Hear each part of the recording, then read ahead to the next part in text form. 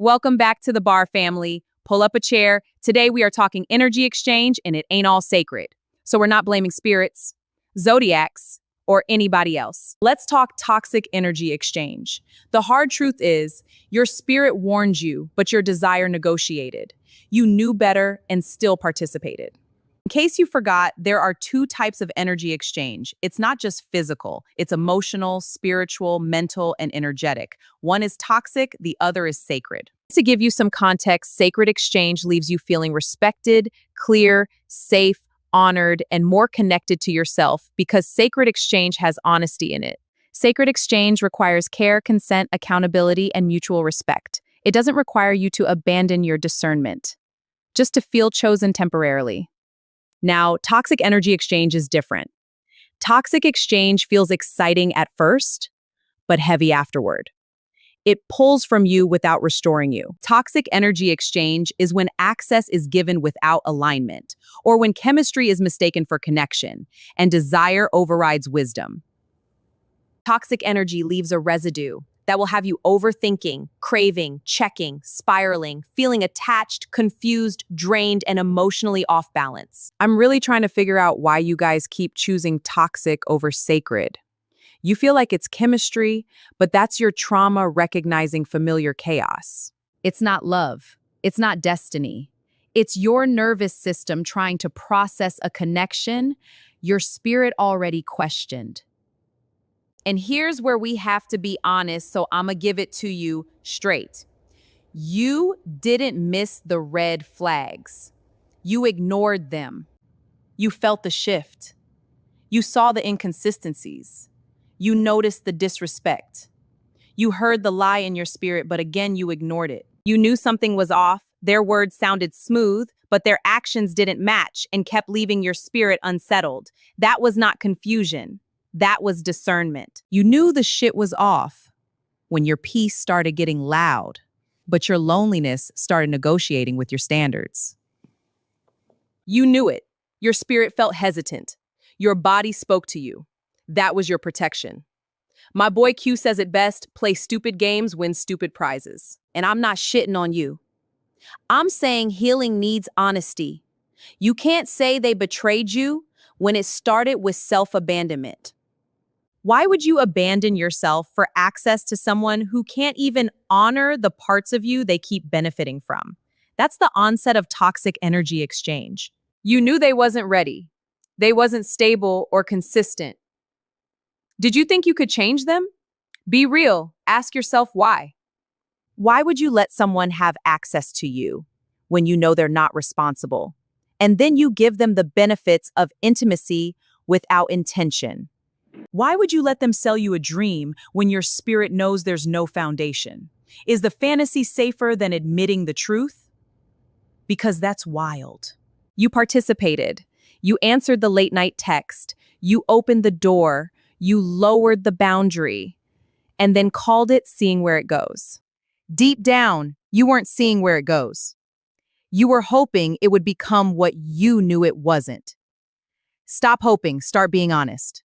That's how toxic energy exchange gets in. It doesn't force its way into your life. You invite it by being lazy with your healing and comfortable with the pattern. And sometimes you might be tired of being alone, being strong, tired of waiting, or tired of being responsible. So you don't use boundaries. And family, that tired place will make a temporary person look like relief when they're really another assignment you didn't need. Before you know it, they've transferred their energy onto you. Now you're walking around confused by their chaos, their mixed signals, and handling wounds you didn't create. That's because access is spiritual. Everybody doesn't deserve a doorway into your body, your home, your mind, or your heart. You can't casually give access to people and then act surprised when the exchange starts costing you your peace, your clarity, and your spirit. Some people don't just take your time. They take your softness, your clarity, your confidence, and your emotional rhythm. You're done with them, but now you're dealing with the energy they left behind. So you have to cleanse, pray, detach, and rebuild from the mess they transferred. What happened is simple, but it's also painful. You let their potential talk louder than your discernment. You let the attraction become permission. You let your loneliness become your negotiator. And you let hope become a blindfold. You knew. Maybe not everything, but you knew enough to slow down. Ask questions and take heed. So be honest with yourself about the reason you didn't. Or maybe nobody told you before, so I'm telling you now.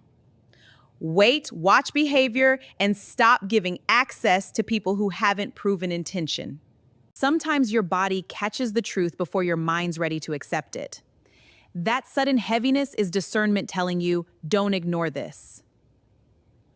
We'll call foolishness passion, because calling it a red flag would make us responsible for what we do next. Let's own our choices. How many times have I heard, I'm just going with the flow, when what I see is people floating away from their own standards? Again, in case nobody told you, let me say this clearly.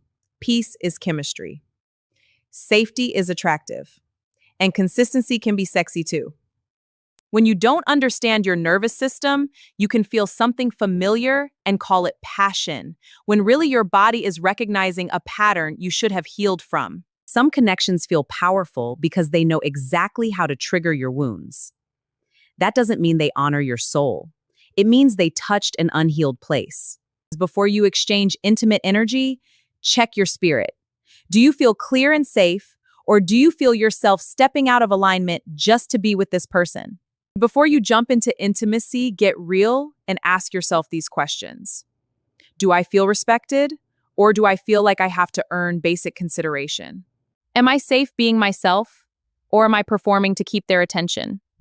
Do I feel at peace, or do I feel drained and spiritually crowded after dealing with them? It's important to slow down enough to ask yourself questions, because your body may want them, but your spirit might be saying, don't open that door. So pay attention. Family, maturity is learning to trust wisdom while it's whispering, so you don't have to heal from the red flags you ignored later. I'm not telling you not to love. I'm telling you to love with discernment and intention.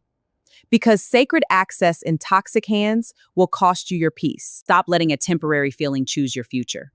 Everybody who feels exciting doesn't deserve space in your mind and your spirit like they own it. Don't rush the healing. Clean your energy by telling yourself the truth. I knew, but I ignored it. I participated, but now I choose differently. Now that's power. Stop acting like you did not see the signs. Own the lessons you learned and choose to never abandon yourself like that again. Once you see the charm, the confusion, and the empty promises, you don't have to heal from what wisdom had you dodge. See you next Sunday.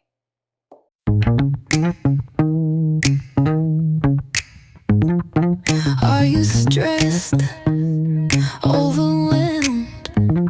Life got you down and feeling strange.